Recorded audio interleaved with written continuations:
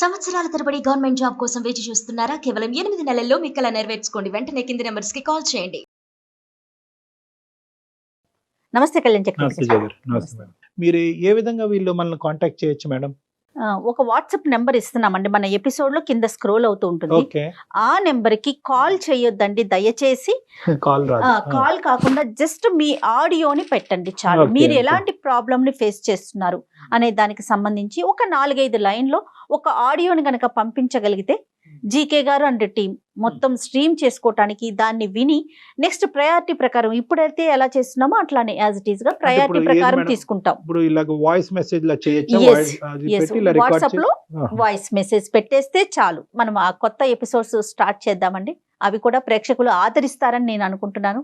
ఖచ్చితంగా కళ్యాణ్ గారి సలహాలు సూచనలు పాటిస్తారని కోరుకుంటున్నాను. మరి ఈ రోజు ఎపిసోడ్ స్టార్ట్ చేద్దామండి. తప్పకుండా మేడం. ఎస్, భారతి అని మెయిల్ చేశారండి ఆవిడ. ఫోన్ చేసేస్తానండి, చేయండి ఒకసారి మేడం. మాట్లాడదాము. తప్పకుండా. ఇంకా నాకు సొల్యూషన్ లేదు, పరిష్కారం లేదు అనుకున్నప్పుడు చావేనేమో డెత్ డెత్ డెత్ అనుకో. మనిషి కోరుకోంది ఏదన్నా ప్రపంచంలో ఉందంటే అది చావే మేడం. అది కోరుకో. భారతి గారు నమస్తే అండి. నమస్తే అండి. ఎవరండి మాట్లాడేది? నేను జయానండి, అందమైన జీవితం ప్రోగ్రామ్ నుంచి కాల్ చేస్తా ఉన్నాను. మీరు మెయిల్ చేశారు కదా. మేడం గారు మీరా అండి? నమస్తే అండి. చాలా చాలా సంతోషం అండి మీ నుంచి నాకు కాల్ వచ్చినందుకు. చాలా నేను- సంతోషం అమ్మా. కానీ నీ మెయిల్ చూసాక నాకైతే చాలా బాధ అనిపించింది. చాలా మంది డాక్టర్ గారు సలహాలు సూచనలు అడుగుతారు, డాక్టర్ కళ్యాణ్ గారివి. కానీ మీరు మాత్రం చనిపోవటానికి మార్గాన్ని అడిగారు. నాకు చాలా చాలా బాధ అనిపించింది. ఫస్ట్ మీరు ముందు డాక్టర్ గారితో మాట్లాడండి. తప్పకుండా అండి, భారతి గారు తప్పకుండా. నమస్తే అమ్మా. నమస్తే డాక్టర్ గారు. ఇంతకీ మీ సమస్య ఏంటమ్మా? చెప్పండి, అసలు మీ గురించి ఒక్కసారి వివరించండి. నాకు పెళ్ళయి 11 సంవత్సరాలు అవుతోందండి. ఓ. పుట్టింట్లో ఉన్నన్నాళ్ళు మేము 3 అమ్మాయిలము, ఒక అబ్బాయి. నేను రెండో అమ్మాయిని. ఉమ్, పుట్టింట్లో చాలా నాన్నగారు గవర్నమెంట్ ఉద్యోగం చేసేవాళ్ళు. ఇప్పుడు రిటైర్ అయ్యి ఏదో చిన్న జాబ్ చేసుకుంటున్నారు. ఉమ్, ఉమ్, అలాగే వాళ్ళు చెప్పినట్టుగానే వాళ్ళు చెప్పిన సంబంధాన్ని చేసుకున్నానండి. ఒక అబ్బాయి. నిజంగా ఒక అమ్మాయి ఇంకొకరి జీవితంలోకి వెళ్తోంది అన్నప్పుడు ఎంత ఆనందంగా వెళ్తుందండి, ఎన్ని ఆశలతో వెళ్తుందండి. అంతే కదా. అందులోనూ పెద్దవాళ్ళు కుదిర్చారు అంటే మనకి తగ్గట్టుగానే వాళ్ళు చూసుంటారు కదా అన్న ఆనందంలోనే ఉంటుంది కదా అండి. Blind faith. అంతేనమ్మా, అంతే అంతే. అతను ఎంత దుర్మార్గుడు అంటే అయ్యో చాలా అండి, చాలా అంటే చాలా దుర్మార్గుడు. అమ్మా. వాళ్ళకి చాలా వ్యాపారాలు ఉన్నాయి, రియల్ ఎస్టేట్ వ్యాపారాలు ఉన్నాయి. మన వాళ్ళకి మంచి అవే డబ్బు ఉన్న కనిపిస్తాయి. వాళ్ళు, పలుకుబడి ఉన్న వాళ్ళే, సంఘంలో పలుకుబడి ఉన్న వాళ్ళే. కానీ మనసులో మాత్రం క్రూరత్వం నిండిపోయిన వాళ్ళండి.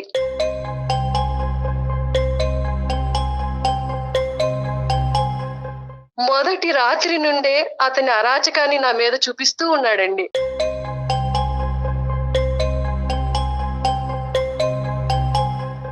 అయ్యో మందు తాగి వచ్చి తాగుడు. సిగరెట్ కాలుస్తూ సిగరెట్. నన్ను ఒక యాష్ ట్రేగా యూజ్ చేసుకున్నాడు.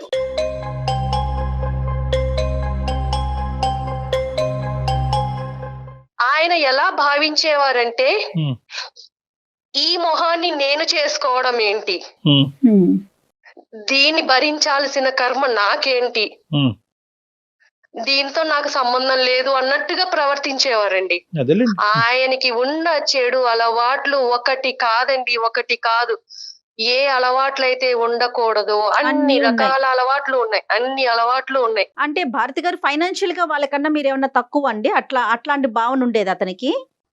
ఫైనాన్షియల్ గా వాళ్ళకన్నా తక్కువే. కానీ మా పేరెంట్స్ మంచిగానే చక్కగా అన్ని వాళ్ళు అడిగినట్టుగానే చేశారు, పంపించారండి. ఎంతమ్మా ఇప్పుడు ఈ స్థాయిలో తాగేవాడి గురించి కనుక్కోవటం ఎంత చెప్పండి. ఆ రోడ్లు, ఆ వీధిలో రోడ్లు ఊడ్చే వాళ్ళని అడిగినా కూడా చెప్తారు, ఏమ్మా ఎలాంటి వాడు ఇలాంటి వాడు అంటే బాబు వాడు తాగి ఎక్కడెక్కడ పడిపోతా ఉంటాడని చెప్తారు. అసలు అసలు ఏమైనా వాకప్ వాకప్ జరిగిందా? చేశారా? అసలు అలాంటి వాకబుల్ చేయలేదండి. చెప్పారు వాళ్ళకి వ్యాపారాలు ఉన్నాయి, డబ్బున్న వాళ్ళు, డబ్బులు, వాళ్ళకి వ్యాపారం. సంఘంలో పలుకుబడి ఉంది, మీ అమ్మాయిని ఆ ఇంట్లోకి ఇస్తే సుఖపడుతుంది అలా చెప్పి వాళ్ళు నన్ను పంపించారండి. నాకు కూడా అలాగే చెప్పారు. అమ్మ నువ్వు పుట్టింట్లో కన్నా అత్తారింట్లో చాలా సుఖపడతావు, నువ్వు చాలా అదృష్టవంతురాలివి. మరి నీ మీద జరిగిన అబ్యూజ్ ఏంటమ్మా? అంటే నీ మీద ఎటువంటిది జరిగింది? అంటే కేవలం తాగి పడుకునేవాడు, సిగరెట్లు తాగి పడేసేవాడా, లేదంటే నీ మీద ఏమన్నా? ఏం చెప్పాలండి, ఏం చెప్పేవాళ్ళు, కొట్టేవాళ్ళండి. ఆయన చేతికి ఏదొస్తే అది మీదకి విసిరేసేవాళ్ళు.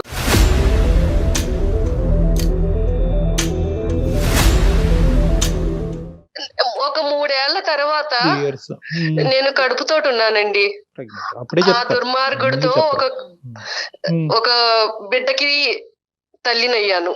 ఓకేనమ్మా. ఆ టైంలో నాకు ఏమనిపించిందంటే అత్తారింట్లో ఉండటం కన్నా పుట్టింటికి వెళితే వాళ్ళ ఆదరణతో ఒక మంచి బిడ్డకి తల్లినవుతాను అని ఆలోచించి నేను పుట్టింటికి వెళ్ళిపోయానండి.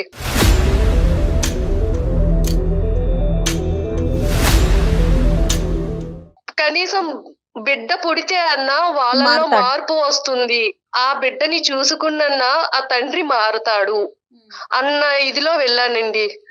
వెళితే ఎప్పుడన్నా నేను మెసేజ్ పెట్టినా, ఫోన్ చేసినా అయిష్టతగా మాట్లాడేవారు. కానీ ఎలా ఉన్నావు, ఏంటి, తింటున్నావా, ఉంటున్నావా, అసలు ఇంకేం అలా పట్టించుకోలే ఈమెని. ఎప్పుడు వెళ్తాడని పట్టించుకునేది వెయిట్ లేదు. చేశాడు. ఆఖరికి ప్రెగ్నెన్సీ వచ్చి వెళ్ళిపోవడంతో ఇంకా హ్యాపీగా సాగరంపినట్టున్నాడు. ఎందుకంటే అతను విచ్చలవిడితనానికి ఇంకెవరు లిమిటేషన్ అడ్డు ఉండదు లేదు కదా. కదా. డెలివరీ అయ్యింది. బాబు పుట్టిన తర్వాత మా అమ్మగారు వాళ్ళకి కబురు పంపించారండి. అవునా అని ఫోన్ పెట్టేశారండి.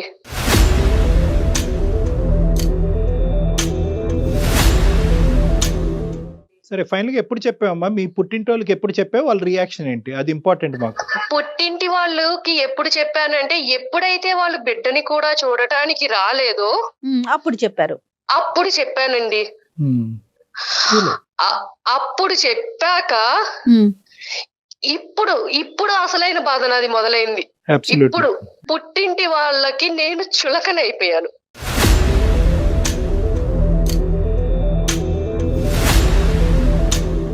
మీ తల్లిదండ్రులకి మీకు చెప్పినప్పుడు వాళ్ళ యొక్క రియాక్షన్ ఇక్కడ ఇంపార్టెంట్ అని నేను ఎందుకు అంటున్నానంటే కనుక, వాళ్ళ ఉద్దేశం ఏంటంటే ఇంత లేట్ గా చెప్పారు అనేటటువంటి ఒక బాధతో వాళ్ళు మాట్లాడారా? అసలు ఏం జరిగింది అక్కడ? వాళ్ళు ఏమి మాట్లాడలేదండి. ఏమైనా సరే నువ్వు అతని దగ్గరికే వెళ్ళు, ఇదే అన్నారండి. ఏది నీ కథ అంతా పూర్తిగా విన్నారా? పడినటువంటి హింస బాధ అంతా వివరంగా చెప్పిన తర్వాత కూడా అక్కడికి వెళ్ళి అన్ని చెప్పానండి, అన్ని చెప్పాను. అతను ఎలాంటి వాడు, నా అక్కలతోటి ఎదుటి స్త్రీలతోటి నన్ను ఎలా కంపేర్ చేసి నన్ను ఎంత అసహనంగా మాట్లాడేవాడు, అవన్నీ కూడా నేను వాళ్ళకి చెప్పాను. అంటే ఏంటండి అర్థం కాలేదు భారతి గారు, కొంచెం వివరంగా చెప్పండి. ఎప్పుడైనా బయటికి తీసుకువెళ్ళినప్పుడు అండి, ఫంక్షన్లకి వాటికి వెళ్ళినప్పుడు అక్కడున్న ఆడవాళ్ళతోటి కంపేర్ చేసేవాళ్ళండి. వాళ్ళు చూడు ఎలా ఉన్నారో, వాళ్ళ సౌష్ఠవం చూడు ఎలా ఉందో.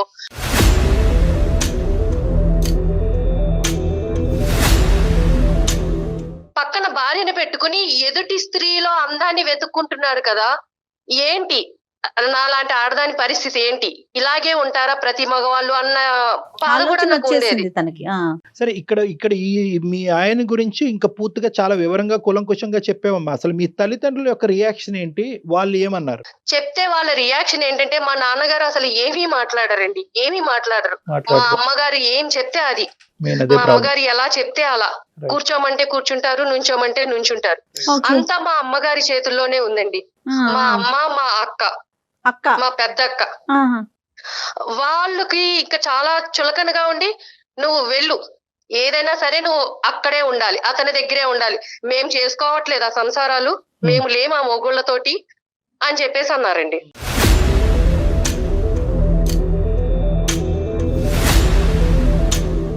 అంటే వాళ్ళ ఉద్దేశ ప్రకారం ఏంటంటే కనుక ఒకసారి పెళ్లి చేసుకుంటే కనుక చావరేవో అక్కడే తేల్చుకోవాలి, మళ్ళీ పుట్టింటికి తిరిగి రాకూడదు అనేది. తిరిగి రాకూడదు. మిగతా వాళ్ళందరూ ఉండట్లేదా, మిగతా వాళ్ళు వాళ్ళ భర్తలతో ఉండట్లేదా, సుఖంగా వాళ్ళని మార్చుకుని సంసారాలు చెయ్యట్లేదా, నువ్వు ఎందుకు చెయ్యవు? అటువైపు నరకాసుడైనా హిరణ్యకశిపుడైనా ఎవరైనా కూడా అక్కడ ఉండాలి. రైట్, ఓకే, అర్థమైందమ్మా. మీ పేరెంట్స్ యొక్క, మీ ఫ్యామిలీ యొక్క సైకాలజీ అర్థమైంది. తర్వాత అమ్మా, మీ సిస్టర్స్ ఇద్దరు హ్యాపీయేనమ్మా? మీ సిస్టర్స్ ఇద్దరు హ్యాపీయే? వాళ్ళ హ్యాపీ, చాలా హ్యాపీగా ఉన్నారండి. వాళ్ళు చాలా హ్యాపీగా ఉన్నారు. సో పుట్టింటికి వచ్చిన తర్వాత నీ బాధ చెప్పుకునేటటువంటి క్రమంలో మీ సిస్టర్స్ దగ్గర నుంచి కూడా నీకు ఎటువంటి సపోర్ట్ రాలే? సపోర్ట్ రాలేదండి. ఒక రకమైన టార్చర్ కాదండి. మా అమ్మగారు గాని, మా పెద్దక్క గాని అసలు పెళ్లికి ముందు వాళ్ళు ఎలా ఉండేవాళ్ళు, నన్ను ఎలా చూసుకునేవాళ్ళు, అలాంటిది పెళ్ళయ్యాక భర్త ఆదరణ లేకపోతే ఇంత హింసిస్తారా నన్ను? అమ్మ కూడానా? అమ్మ కూడా అండి, అమ్మ కూడా. అంటే వాళ్ళకి ఒక చులకన ఏర్పడిపోయింది. అంటే దీనికి ఎవరి సపోర్టు లేదు, ఇది మన మీదే ఉంది, మన మీదే బతకాలి, దీనికి మనం తప్ప దిక్కు లేదు అని చెప్పి ఉమ్. ఇంట్లో చాకిరీ అండి, చాకిరీ ఎంత గొడ్డు చాకిరీ చేయించేవాళ్ళు. బాబా. వంట పని, ఇంటి పని, ఇంకా ఇదని అదని లేదండి, మొత్తం అంతా వాళ్ళకి అలుసైపోయాను నేను. అంటే దీనికి మొగుడు అంట లేదు, వీళ్ళకి మనమే దిక్కు, అదే ఇది కదా. ఏం చెప్పినా వినాల్సిందే, మనం ఏం చెప్తే అది చేయాల్సిందే పెన్నం మించి పొయ్యిలో అన్నట్టుగా పడిన. ఉండేవాళ్ళు. ఇప్పుడు మీరు పాప బాబు అన్నారండి.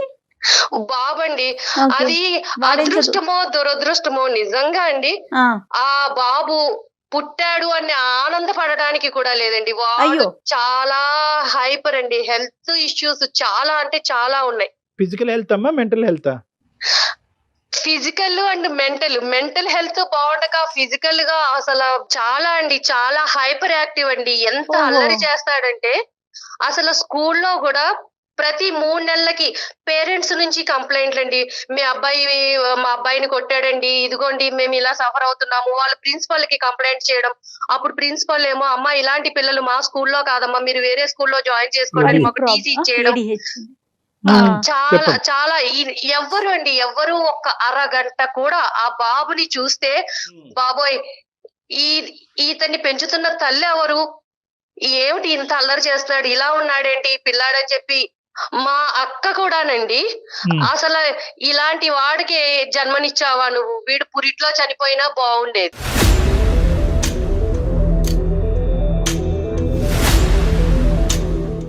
మా తమ్ముడండి మేనల్లుళ్ళు అంటే చాలా ఇదిగా ఉంటారు కదా, వాడు ఏదో అల్లరి చేస్తూ విరక్కొట్టాడని చెప్పి మా తమ్ముడు నన్ను కొట్టాడండి, నన్ను కొట్టాడు. కొట్టాడా?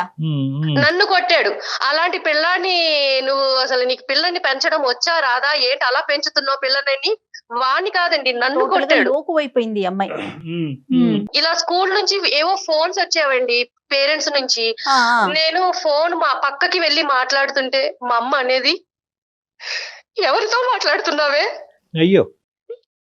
ఎవరితో మాట్లాడుతున్నావు, ఎవరితో రంకు కడుతున్నావు.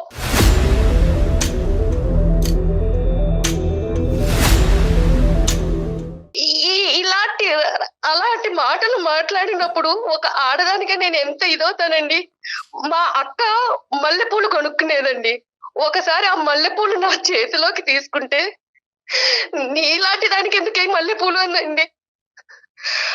అంటే నేను ఎందుకు పనికిరాని దాన్ని, అంటే వాళ్ళకి ఎందుకు అంత లోకం అయిపోయాను, ఎందుకు అంత చులకనగా మాట్లాడాలి నన్ను.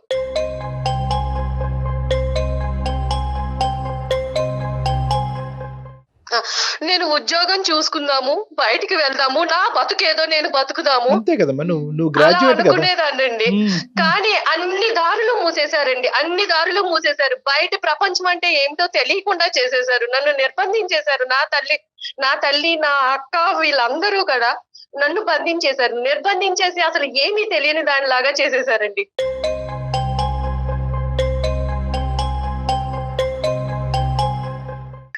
లేదండి, ఇవన్నీ నేను భరించలేనండి, నాకు చావు ఒక్కటే అయ్యో, పరిష్కారం అట్లా అండి. ఏం కాదమ్మా, అట్లా ఏం కాదు. నాకు నిజంగా చావు ఒక్కటే పరిష్కారం అండి, ఇటు పుట్టింటిని తట్టుకోలేను. కాదమ్మా భారతి, నువ్వు 1కి 10 సార్లు చావు చావు అంటున్నావు.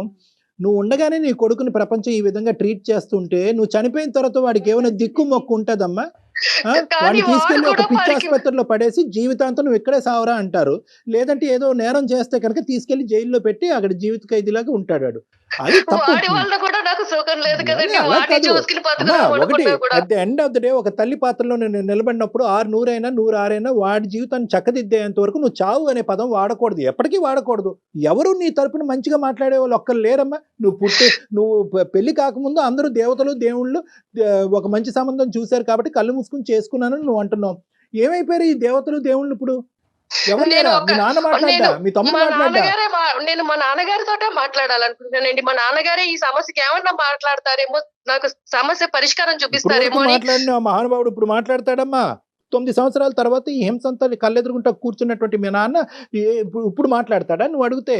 నీకు ఆ నమ్మకం నేను ఉందా? నిలదీయాలనుకుంటున్నానండి, మా నాన్నగారిని నిలదీయాలనుకుంటున్నాను. నాన్నగారిని నిలదీసే ముందు ఒకసారి నిన్ను నువ్వు కూడా ప్రశ్నించుకో భారతి. ఇప్పుడు గ్రాడ్యుయేట్ చదువుకున్న పిల్ల, అతనితో బాధలు 3 ఏళ్లు పడి పుట్టింట్లో చెప్పలేదు, కనీసం బయటకు వచ్చి నీ కాళ్ళ మీద నువ్వు బతకలేవా? ఫ్రెండ్స్ గాని ఎవ్వరు లేరా భారతి? ప్రపంచం నాకు ఏమన్నా అసలు ఏమైపోయిందమ్మా? లేదండి, ఫ్రెండ్స్ తో గాని ఇరుగు పొరుగు వాళ్ళతో గాని నాకు ఎలాంటి సంబంధము లేదు. అసలు నాకు ఎవరితోటి కనెక్షన్ లేని ఇదిలో అయిపోయానండి. నన్ను అలా నిర్బంధించేశారు. లేదమ్మా, నువ్వు ఏంటంటే ఇప్పుడు పుండుమే కారం చల్లటం అనేటటువంటి అంశాన్ని నేను ప్రతిసారి నేను చిత్రీకరిస్తూ ఉంటాను. ఇక్కడ ఏంటంటే నువ్వు ప్రతి స్టెప్ కూడా స్లో అమ్మా, ప్రతి స్టెప్ స్లో. ఒకటి ఏంటంటే ఐదర్ అవతల వాళ్ళ గురించి సాక్రిఫైస్ చేస్తావు. మొగుడు శాడిస్ట్ అయినా కూడా కొడుకుని ఇస్తే కనుక వాడి దేవుడు అయిపోతాడని అనుకున్నావు. తల్లిదండ్రులకు చెప్తే వాళ్ళు బాధపడతారు అనుకున్నావు. మళ్ళీ అక్కడ కంగు తిన్నావు. మీ తల్లిదండ్రులు వాళ్ళు ఏంటంటే కంప్లీట్ గా రివర్స్ పిక్చర్ చూపెట్టి వాడికి మించినటువంటి శాడిస్ట్ లాగా ఏమనుకోవద్దు, వాడికి మించిన శాడిస్ట్ లాగా వీళ్ళు తయారయ్యారు. ఎక్కడ కూడా పుట్టింటి వాళ్ళు ఇలా రియాక్ట్ అవుతారని మనం అనుకోలేదు. దానికి తోడు ఏంటంటే ఎప్పుడైతే నీ కొడుకు ఇలా పుట్టాడో నీకేంటంటే అన్ని ద్వారాలు మూసిపోయినాయి, నాకు ఇంకో జీవితం లేదని చెప్పి నువ్వు ఫిక్స్ అయిపోయావు. ఇప్పుడు నాకు కావాల్సింది ఏంటంటే మీ తండ్రి గారిని నిలదీయాలి, అడగాలి అని అనుకునేటటువంటి మీ ఆలోచన వెనకాతల నెంబర్ 1, ఈ రోజు మీరు మాకెలా చేసి మాట్లాడుతున్నారు? ఇప్పుడు ఎక్కడున్నారు మీ అమ్మాళ్ళు అందరూ? అంటే ఇంతకాలం మా అమ్మగారు వాళ్ళ అమ్మగారికి బాలేదు అంటే వేరే ఊరు వెళ్ళారండి. అమ్మమ్మకి బాలేదు. అయితే ఆవిడ కాలం చేశారు. ఇంకొక 11 రోజుల వరకు వాళ్ళు రారు. నా సమస్యకు కూడా ఒక పరిష్కారం దొరుకుతుందని ఇమీడియట్ గా నేను మీకు మెయిల్ చేశారు. సంతోషం అమ్మా, అక్కడ వరకు సంతోషం. మీరు అసలు ఏం ఎక్స్పెక్ట్ చేస్తున్నారు? నాన్నగారితో మాట్లాడాలని అంటున్నారు, మెయిల్లో కూడా చూసాను. నేను నాన్నగారితో మాట్లాడాలండి. నా సమస్యకి పరిష్కారం నాన్నగారే చెప్తారా, డాక్టర్ గారే చెప్తారా? కానీ నన్ను ఈ చిక్కుల వలయం నుంచి, ఈ సమస్యల నుంచి నన్ను బయట పాడేయండి. భారతమ్మ, ఒక్కటి తల్లి, ఎవడి జీవితం నుంచి బయట పడేయలేడమ్మా. మన జీవితానికి సంబంధించినటువంటి నిర్ణయం మనం తీసుకోవాలి. మేము కేవలం మెంటర్స్ మాత్రమే. కొద్దిగా టార్చ్ లైట్ వేస్తాం, ఆ చీకటిలోంచి మీరు నడుచుకుంటూ వెళ్ళాలి. టార్చ్ లైట్ మాత్రమే. అయినా సరే మీ తండ్రిని కొన్ని ప్రశ్నలు అడుగుదామని అనుకుంటున్నావు కాబట్టి అతనితో మాట్లాడి. ఎక్కడున్నాడో మాత్రం? నాన్నగారు బయటికి వెళ్ళారండి. ఆయన ఉద్యోగం చేస్తారని చెప్పాను కదా, అక్కడికి వెళ్ళారండి. అలాగే మీ సమస్యకు ఒక పరిష్కారాన్ని నిర్ణయించుకోండి. ఆయన నిలదీస్తారు. నిలదీస్తే ఏమవుతుంది? మీ కడుపు మంట చల్లారుతుంది, అంతే. నెక్స్ట్ ఏంటి అది కూడా ఆలోచించండి, అంతే కదా కళ్యాణ్ గారు? అంతే. మరి మాట్లాడదామండి. ఎట్లా లైన్ కలుపుతారా భారతి గారు మీరు? నేను నాన్నగారికి ఒకసారి కాల్ చేస్తానండి. అమ్మాయికి ఏంటంటే జయ గారు, మనం ఈ రోజు ఇలా మాట్లాడేటప్పటికి అమ్మాయికి ఒక ధైర్యం వచ్చింది. ఇప్పుడు స్టార్ట్ అయింది అమ్మాయి జీవితంలో ఏంటంటే నెంబర్ 1 ప్రశ్నించాలి, అడిగి కారణాలు తెలుసుకోవాలి, తర్వాత సమస్యకి పరిష్కారం ఎత్తుక్కోవాలి. సహజంగా మనిషి ఒక మానసిక పరిస్థితి తెలిపి ప్రశ్నలకి బదులు కావాలి. సమస్య పరిష్కారం ఎత్తుక్కుంటే ఎత్తుక్కోరు. అదే నమ్మకాన్ని అందరికి అదే నమ్మకాన్ని ఇస్తూ ఉంటారు. మన థింకింగ్ లైన్ మారాలి. హలో, ఏంటమ్మా? ఏం చేస్తున్నావు నాన్న? ఏం చేస్తున్నానమ్మా, ఇప్పుడు ఉండే కష్టాలే.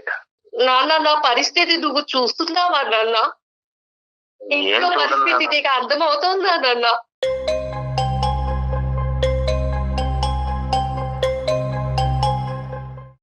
ఏం చూడన్నా, అమ్మ ఏమో అట్లా చేస్తుంటే ఇంకా నేను నా మాత్రం నా వరకు ఏమి చేయడానికి ఏమీ అవకాశం రావట్లే.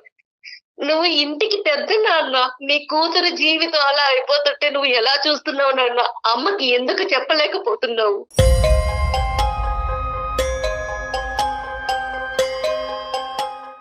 మీ అమ్మ పెట్టే చిత్రహింసలకి నేను చెప్పినా గానీ వినటం లేదు, చెప్పేటంత అవకాశమే ఇవ్వటం లేదు నాన్న. మీరు అలా అంటే కుదరదు నాన్న. నా సమస్యకి పరిష్కారం చెప్పాలి. మీరు నా కన్న తండ్రి. నా జీవితం ఇలా అయిపోయింది. మీరు చూసిన సంబంధమే కదా నాన్న నేను చేసుకున్నాను.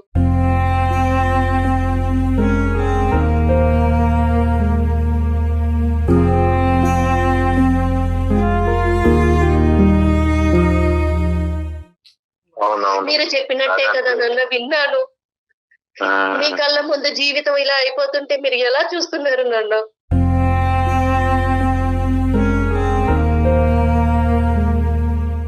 నా బాధని ఎవరితో చెప్పుకోవాలో తెలియక అందమైన జీవితం అనే ప్రోగ్రామ్ ని డాక్టర్ గారికి చెప్పుకుందాము, కళ్యాణ చక్రవర్తి గారిని సలహా అడుగుదామని వాళ్ళని అప్రోచ్ అయ్యాను నాన్న. వాళ్ళకి మెయిల్ పంపించాను.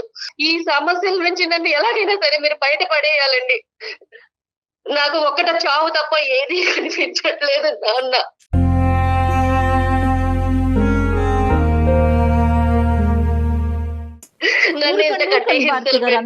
భారతి గారు, అమ్మా భారతి, శ్రీనివాసరావు గారు నమస్తే అండి. నేను డాక్టర్ కళ్యాణ్ చక్రవర్తి అండి, అందమైన జీవితం అనే కార్యక్రమం నుంచి మాట్లాడుతున్నాను, సుమన్ టీవీ తరఫున. నాతో పాటు జయ మేడం కూడా ఉన్నారు. నమస్తే అండి శ్రీనివాస్ గారు. ఎక్కడున్నారు శ్రీనివాస్ గారు? మీరు ఏం చేస్తున్నారు? మీ అమ్మాయి పరిస్థితిని అర్థం చేసుకున్నారా? ఏం చేయబోతున్నారు? ఏం చేశారు? వాళ్ళు చిన్నప్పుడు నానా ఇబ్బందులు పడి పెంచానండి. కష్టాల్లో చాలా ఇబ్బందులు పడి కష్టాలు పడి నా భార్య సరిగా అర్థం చేసుకోకుండా నన్నే ఇబ్బంది పెట్టేసి అవును ఏమైనా చిత్రహింసలకు గురి చేసిందండి. ఎవరు మిమ్మల్ని? మిమ్మల్ని? ఆ చాలా ఇబ్బంది పెట్టేసింది సార్. సో నేనే అట్లాగే కావలేక బ్రతికి ఇక ఉండి నా భార్యకి ఎదురు చెప్పలేక అట్లా బతుకుతున్నానండి. ఆమెకి దాసోహం అయిపోయారా? మీదే పెద్ద కథలా ఉందా మీ ఆ. అమ్మాయి కంటే? సరే అయిపోయారు, కానీ పెళ్లి గురించి ఒక ఆడపిల్ల ఎంత దాసోహం అయ్యి ఎంత ఆవిడ కాళ్ళ కింద మీరు చెప్పైనా బానిసైనా కూడా at the end of the day ఒక ఆడబిడ్డ యొక్క వేరే ఇంటికి పంపించే ఆడబిడ్డకు సంబంధించినటువంటి సంబంధం డిసైడ్ చేసేటప్పుడు ఆచితూచి నిర్ణయించుకోవాల్సినటువంటి అవసరం ఉంది. ఎందుకంటే మీలాగా మీ అమ్మాయి జీవితం అవ్వకూడదు కాబట్టి. మీరు భరించిన బాధ మీకు తెలుసు. అలాంటిది మీ పిల్ల విషయంలో మీరు ఎందుకు చేశారు? ముందుగా మీరు అన్ని కనుక్కుని ఎలాంటి వాడు ఏంటి అవన్నీ కనుక్కోద్దా? డబ్బు ఉంటే సరిపోతుందా నాన్న? ఇంకా పిల్ల సుఖపడుతుందా లేదా అని మీరు చూసుకోవక్కర్లేదా? నేను అన్ని ఎంక్వైరీ చేశాను నాన్న మంచి సంబంధం అని. కానీ ఇవాళ అతను ఆ విధంగా బతుకుతున్నాడు. చెప్పినా మార్పు రావటంలో అతనిలో ఇంకా చెడ్డ మార్గంలోనే నడుస్తున్నాడే గానీ మంచి మార్గంలోకి ఏమీ రావటం సరే, లేదు. అతని చెడ్డతనం తీసి పక్కన పెట్టేసేయండి. ఆ చెడ్డతనం భరించలేక ఈ అమ్మాయి ఆశ్రయం గురించి పుట్టింటికి వచ్చినటువంటి ఆడపిల్లని మీ భార్య చేసేటటువంటి హింస ఏంటి అని మేము మిమ్మల్ని ప్రశ్నిస్తున్నాం. ఆవిడ తత్వం ఏంటి అసలు? ఆవిడ కన్న తల్లేనా పెంచుడు తల్లండి? కన్న తల్లే నాన్న. అయినా కానీ ఆమెమో ఆమె పద్ధతి వేరు. నన్నే చిత్రహింసలు పెడుతుంది.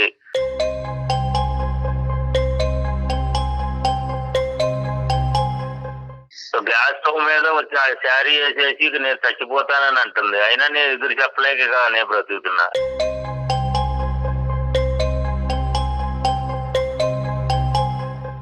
ఆమెకు ఎదిరించి నేను మాట్లాడాలంటే కూడా నా వల్ల ఏమి కావడం లేదు. అప్పుడే కాంది ఇంక అంటే ఇప్పుడే నేను కూడా మోతుందిలేండి. ఇప్పుడు ఇలాగే ఉండాలా నాన్న? మీలాగానే ఉండాలా?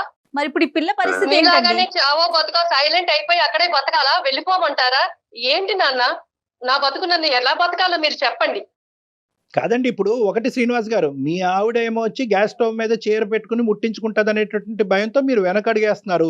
ఇప్పుడు అదే మాట మీ కూతురు అంటుంది, నేను బ్రతకాలా చచ్చిపోవాలా? ఒక పక్క నుంచి వాడు ఒక హైపర్ యాక్టివ్ కిడ్ పట్టుకుని వాడిని భరించలేక అన్ని అవమానాలు భరించలేక నేను చచ్చిపోవాలని అని అనుకుంటే మాకు ఫోన్ చేసింది ఈ రోజు మీ అమ్మాయి. మీ కూతురికి ఏం సమాధానం చెప్తామో చెప్పండి ఒకసారి. వాడిని కేకలేసి మంచిగా బతికేది వర్తమానం చెప్పండి ఇంట్లోనే, వాళ్ళ ఇంట్లోనే. ఇంకా అంతకంటే చెప్పేది ఏముంది ఇంకా? అయ్యో రామా.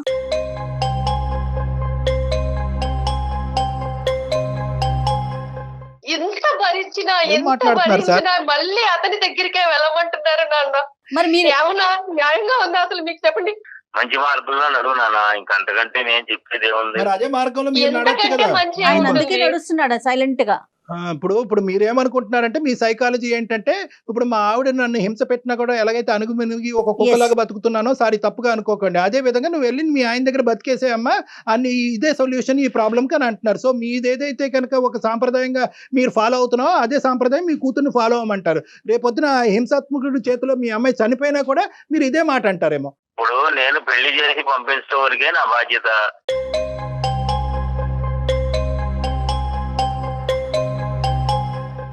వాళ్ళు అంటే బాధపడండి. చేతులు దులిపేసుకున్నారా నాన్న? పెళ్లి దులిపేసుకున్నాడు, అయిపోయిన తర్వాత ఇంకేంటి? చేతులు దులిపేసుకున్నారా మీరు అసలు? ఇప్పుడు మీ ఆవిడ నోరు ఆవిడ ఏంటంటే ప్రత్యక్షంగా కనిపిస్తుంది, మీరేంటంటే ఎక్కడో ఉద్యోగం చేసుకుంటున్నారు కాబట్టి మీ యొక్క తీరు, మీ వ్యక్తిత్వం, మీ మాట పద్ధతులు, మీ ఆలోచన శైలి ఇప్పుడుకొచ్చి ఈ మహాతల్లికి కనిపించలేదు. అంటే తల్లిదండ్రులు ఇద్దరు ఒకటే. పోనీ ఆ అమ్మాయి కాళ్ళ మీద నిలబడుతుంది కదా, దానికైనా ఈయన సపోర్ట్ చేయొచ్చు కదండి.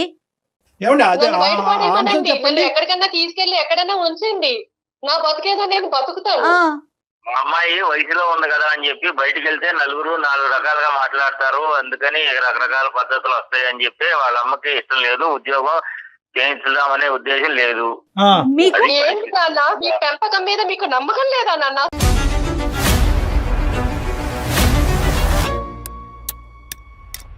ఇప్పుడు చచ్చిపోవాలి మీ అమ్మాయి నిజంగా. ఇప్పుడు ఇప్పుడు ఇప్పుడు ఏదైతే కనుక కన్న తల్లిదండ్రులు మీరు ఈ విధంగా మీ కన్న కూతురు గురించి మాట్లాడుతున్నారో ఇప్పుడు నిజంగా మీ అమ్మాయి చచ్చిపోవాలన్నమాట. మీ బిడ్డ మీద మీ నమ్మకం లేదండి, ఆ అమ్మాయి క్యారెక్టర్ గురించి మీరు మాట్లాడుతున్నారా ఈ రోజు? వాళ్ళు చక్కగానే ఇంట్లో బతుకుతానంటున్నారు కదా, ఇంట్లో ఉండే ఏమైంది? బయటికి వెళ్ళి 4 మాటలు అనిపించుకునే దానికంటే ఇంట్లో చక్కగా ఇంట్లో అంత ఉన్నానా గొప్పగా నాన్న? ఉందండి మీ ఇంట్లో? మీరు చూస్తున్నారు కదా, దాన్ని చక్కగా ఉండడం అంటారా? చెప్పండి. వాళ్ళ ఫ్యామిలీ మెంబర్స్ తో మాట్లాడారా? వాళ్ళ పెద్దవాళ్ళతో ఏమన్నా మాట్లాడారండి శ్రీనివాస్ గారు? మాట్లాడాం సార్, మాట్లాడాం, అన్ని అయినాయి, ఏమన్నారండి? ఏం చెప్పాడు అతను? వాడేమో వాడి పద్ధతుల్లో వాడు నడుస్తాడు, అల్లుడు గాడు. మా అమ్మాయినేమో చిత్రహింసలు పెడతారు, మా ఆవిడేమో నన్ను పెట్టిన దానికంటే ఎక్కువగా మా అమ్మాయిని కూడా పెడుతున్నారు అక్కడ. అన్నీ తెలుసు మీకు. అంతేగాని కనీసం వాళ్ళు ఒక కర్మ. ఫ్యామిలీ పద్ధతిగా కావాలని పెళ్లి చేసుకున్నాము, ఇంట్లో ఉంచుకుని మీ ఇంట్లో ఏమి ఇచ్చింది ఆ మాట అనకూడదు కానీ. ఏమండి వేరే ఫ్యామిలీ గురించి ఎందుకు మాట్లాడటం మనది అండి? చూసుకుందాం ముందు. అత్తింట్లో నరకాన్ని అనుభవిస్తూ పుట్టింటికి వస్తే కనుక అక్కడ మించిన నరకాన్ని మీ అమ్మ మీ ఆవిడ చూపెట్టింది సొంత కూతురికి. అంటే వాళ్ళ పెంపకం మీదే వాళ్ళకి నమ్మకం లేదు. ఇక్కడ నాకు అదే సరే అర్థమైంది. ఇప్పుడు మా అప్పుడు నాన్నగారి ఒకటమ్మా మాటలను అమ్మా బట్టి అదే అర్థమైంది. ఒకటే ఇంకా అమ్మ ఈ స్టోరీని ఇక్కడ క్లోజ్ చేయాలి Bharati. All doors are close. నా అనేటటువంటి మనుషుల్ని నమ్ముకుని నువ్వు బ్రతకాలి అనుకుంటే కనుక నువ్వు బ్రతకలేవు. నిన్ను నువ్వు నమ్ముకుంటేనే బ్రతకగలవు అనేటటువంటిది ఈ రోజు మీ నాన్న మాట ద్వారా మనకి ఇక్కడ అర్థమైంది. నేనేదో ఇతను పొడి చేస్తాడని చెప్పి ఫోన్ కలపండి అని నేను అన్నాను. నాకు తెలిసి ఇతని క్యారెక్టర్. అమ్మ భారతి చెప్పండి. రైట్. చెప్పండి. ఇప్పుడు నువ్వే నీ కౌన్సిలర్, నువ్వే నీ డాక్టర్. నీ మనోధైర్యమే నీ శక్తి. ఈ రోజు నీకంటూ ఒక బిడ్డ ఉన్నాడు, ఆ బిడ్డ పరిస్థితి కూడా అంత బాలేదని అంటున్నావు. నీ జీవితాన్ని నువ్వు పోషించుకుంటూ వాడిని కూడా కాసుకోవటం అనేది కష్టం కాబట్టి ఈ దారి చెప్తున్నాను. ప్రధానంగా ఏంటంటే నిన్నెవ్వరు ఏ తలుపులు మూయలేదు, ఎవరు నిన్ను ఆపలేరు. నువ్వు బయటకు వచ్చి నీ కాళ్ళ మీద నువ్వు నిలబడేటటువంటి ప్రయత్నం నువ్వు చేయాలి. అదొకటే ఈ సమస్యకి పరిష్కారం. బయట ప్రపంచం అసలు ఎలా ఉంటుందో మర్చిపోయానండి. మర్చిపోయి 12 ఏళ్ళు అవుతుంది బయట ప్రపంచంతో సంబంధాలు తెగిపోయి. ఇన్ని రోజులు నువ్వు ఏం చేసావంటే కనుక నాకందరూ ఉన్నారు, ఈ అందరూ మారితే కనుక అక్కడ మొగుడు మారుతాడన్నావు, మారలేదు. తల్లి మారుతాడన్నావు, మారలేదు. తమ్ముడు మారుతాడన్నావు, మారలేదు. అక్క చెల్లి మారుతా, మారలేదు. ఈ రోజు మీ నాన్న మారుతాడని చెప్పి మాకు ఫోన్ చేసాం, మీ నాన్న కూడా మారలేదు. నాకు అలవాటు లేదండి, నాకు ఎవరు లేరు అనేటటువంటిది కాదు. మీకు మేము ఉన్నాం. మీరు అంత మాట అన్నారు, మీరు నాకు అంత మోరల్ సపోర్ట్ ఇచ్చినప్పుడు నేను తప్పకుండా ఒక స్టెప్ తీసుకుంటాను. మా అమ్మగారు వాళ్ళు వచ్చే లోపు నేను ఎలాగైనా సరే నేను ఆ ఇంటి నుంచి బయటపడి నా కాళ్ళ మీద నేను నిలబడాలండి. నీ క్వాలిఫికేషన్ బట్టి అమ్మ ఇది అంత ఈజీ ప్రయాణం కాదు. నువ్వు అన్నట్టుగానే ఏంటంటే ఇప్పటి వరకు అక్కడే ఉంటూ అదే కుంపట్లో ఉంటూ ఆ విధంగానే బ్రతికి బయట ప్రపంచాన్ని అంతా నీకు నువ్వుగా కట్ చేసేసుకున్నావు చూడు. ఇప్పుడు బయట ప్రపంచంలోకి వచ్చి నీ కాళ్ళ మీద నిలబడటం అనేటటువంటిది అంత ఈజీ అయితే కాదు అని చెప్పి నువ్వు నరకం అనుభవించే అంత కష్టం కూడా కాదు. యాజ్ ఏ సైకియాట్రిస్ట్ నేను ఏమంటున్నానంటే నీ కొడుక్కి మంచి రీహాబిలిటేషన్ సెంటర్లో పెట్టిద్దాం, ఫ్రీగా పెట్టిద్దాం. ఏదన్నా అట్లీస్ట్ నువ్వు ఏంటంటే నీ కాళ్ళ మీద నువ్వు నిలబడేంత వరకు ఆ రీహాబిలిటేషన్ సెంటర్కి ఏదైనా నువ్వు పే చేసేంత వరకు నీకు ఫ్రీగా మేము సపోర్ట్ ఇవ్వడానికి ట్రై చేస్తాం. ఓకే. ఆ అబ్బాయికి ప్రధానంగా ఏంటంటే మీ అందరు గొడవల వల్ల ఏంటంటే వాడు నెగ్లెక్ట్ అయిపోతున్నాడు. 12-13 సంవత్సరాల తర్వాత ఇటువంటి పిల్లలు మారేదానికి అవకాశం ఉండదు. వాళ్ళు ఇంకా హింసాత్మకమైనటువంటి దారిలోకి వెళ్ళిపోతారు. కాబట్టి ఈరోజు నీ సమస్య ఒక ఎత్తు అయితే కనుక వాడిని బాగు చేయడం అనేది కూడా ఇంకో ఎత్తు. సో వాడికి ఇంకా 9 years అంటున్నావు కాబట్టి నెక్స్ట్ 3 years మనం వాడి యొక్క జీవితం ఒక గాడిలో పెట్టడానికి మనం అందరం యుద్ధం చేయాలి. ఆ సపోర్ట్ లో మేము కూడా ఉంటాం. జయ గారు కూడా ఉంటారు, సుమన్ టీవీ వాళ్ళు ఉంటారు. తప్పకుండా ఉంటుందండి, అందులో అసలు ఎటువంటి సందేహం లేదు. చాలా సంతోషం అండి, చాలా మనోధైర్యాన్ని ఇచ్చారు నాకు. ఇది అయిపోయిన తర్వాత నేను మీతో ఒకసారి పర్సనల్ గా మాట్లాడతాను. భారతి గారు ఏం చేద్దాం, ఎలా చేద్దాం, మీ క్వాలిఫికేషన్ కి తగినట్టుగా ఎలాంటి పని దొరుకుతుంది, ఇవన్నీ మనం ఆలోచిద్దాము. మీరు అన్నట్లుగా అమ్మ వాళ్ళు వచ్చేలోపు ఒక నిర్ణయం తీసుకోండి, అవసరమైతే ఒక కంప్లైంట్ పెట్టేసేయండి. అంతేనా కళ్యాణ్ గారు? అంతే. ఎస్, ఓకేనమ్మా. ధైర్యంగా ఉండండి. సూపర్. ధన్యవాదాలండి డాక్టర్ గారు, చాలా సంతోషం అండి మీతో మాట్లాడాక. నాకు చాలా హ్యాపీగా ఉందండి. ఓకే భారతి అమ్మ, ఆల్ ది బెస్ట్ అమ్మా. Will be in touch with you. ఓకేనండి, థ్యాంక్ యూ అండి. Right sir. ఎలా మొదలైంది, ఎలా ఎండ్ అయింది చూడండి కళ్యాణ్ గారు. అమ్మాయికి ఏంటంటే అమ్మ అది నేను ఇందాక అన్నాను కదా స్టార్టింగ్ లో, కొన్ని ప్రశ్నలకు ఆ అమ్మాయికి బదులు దొరికేంత వరకు ఈ అమ్మాయి నెక్స్ట్ అడుగు వేయదు అని చెప్పి నేను స్టార్టింగ్ లో చెప్పాను. ఇప్పుడు ఆ సమాధానానికి తనకు దొరికింది. అంటే మా నాన్న మారుతాడేమో, మా నాన్న ద్వారా నేను ఇంట్లోంచి బయట పడచ్చేమో అనేటటువంటి ఆలోచనని ఇప్పుడు ఆ అమ్మాయికి ఏమర్థమైందంటే కనుక మా నాన్నగారు తలుపు వేసుకుని అతని స్వార్థం చూసుకుంటున్నాడు తెలిసింది కాబట్టి ఇప్పుడు నెక్స్ట్ అడుగేయడానికి ఆ అమ్మాయి రెడీ అయింది. రైట్ అండి. ఎపిసోడ్ అయిపోయినాక నేను ఒకసారి పర్సనల్ గా తనతో మాట్లాడతాను, మీకు అప్డేట్ చేస్తాను. తప్పకుండా జయ గారు. Right, thank you so much.